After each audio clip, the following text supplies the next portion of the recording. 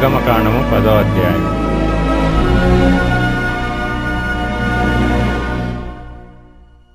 కాగా యెహోవా మోషేతో, ఫరో యొద్దకు వెళ్ళుము, నేను యెహోవానని మీరు తెలుసుకొన్నట్లును నేను చేయు సూచక క్రియలను ఐగుప్తీయుల ఎదుట కనపరచుటకు నేను వారి ఎడల జరిగించిన వాటిని వారి ఎదుట కలుగచేసిన సూచక క్రియలను నీవు నీ కుమారునికి నీ కుమారుని కుమారునికి ప్రచురము చేయనట్లును నేను అతని హృదయమును అతని సేవకుల హృదయమును కఠినపరిచితినెను.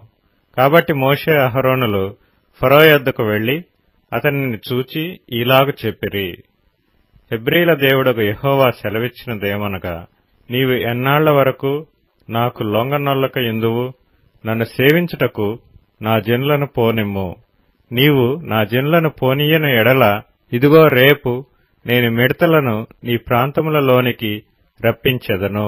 ఎవడను నేలను చూడలేనంతగా అవి దాని కప్పును.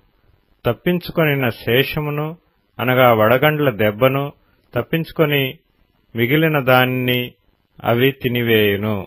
పొలములో మొలచిన ప్రతి చెట్టును తినును.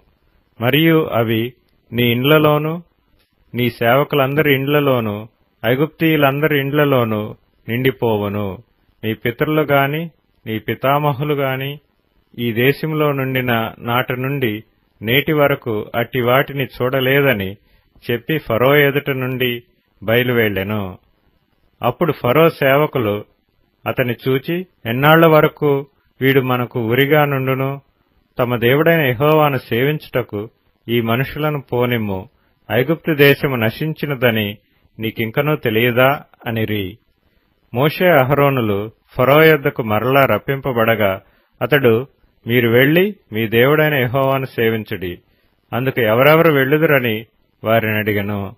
అందుకు మోషే, మేము యెహోవాకు పండగ ఆచరింపవలెను గనుక మా కుమారులను మా కుమార్తెలను మా మందలను మా పశువులను వెంటబెట్టుకుని మా పిన్న పెద్దలతో కూడా వెళ్ళుదమనెను. అందుకతడు, యెహోవా మీకు తోడైయుండునా? నేను మిమ్మును మీ పిల్లలను పోనిచ్చెదనా? ఇదిగో మీరు దురాలోచన గలవారు. పురుషులైన మీరు మాత్రము వెళ్లి యెహోవాను సేవించుడి. మీరు కోరినది అదే గదా అని వారితో అనగా ఫరో సముఖము నుండి వారు వెళ్లగొట్టబడిరి.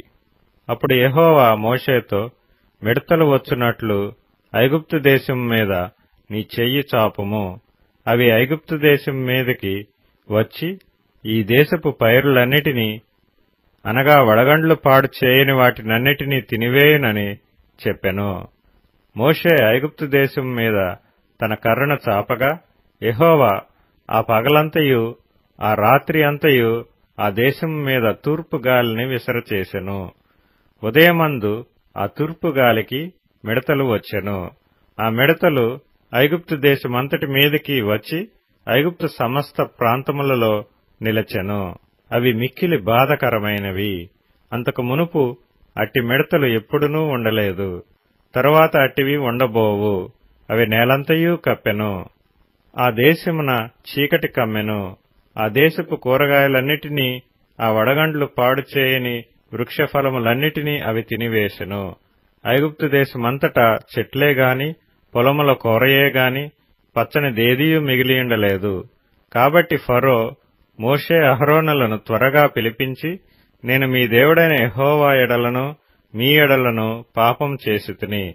మీరు దయచేసి ఈసారి మాత్రము నా పాపము క్షమించి నా మీద నుండి ఈ చావు మాత్రము తొలగించుమని మీ దేవుడైన యెహోవాను వేడుకొనుడనగా అతడు ఫరో యొద్ద నుండి బయలువెళ్లి యెహోవాను వేడుకొనెను.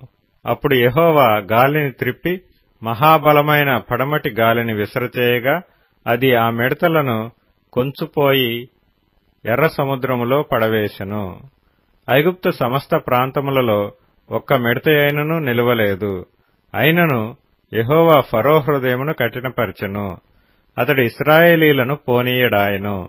అందుకు యెహోవా మోషేతో, ఆకాశము వైపు నీ చెయ్యి చాపుము. ఐగుప్తు దేశం మీద చీకటి, చేతికి తెలియనంత చిక్కని చీకటి కమ్మునెనెను.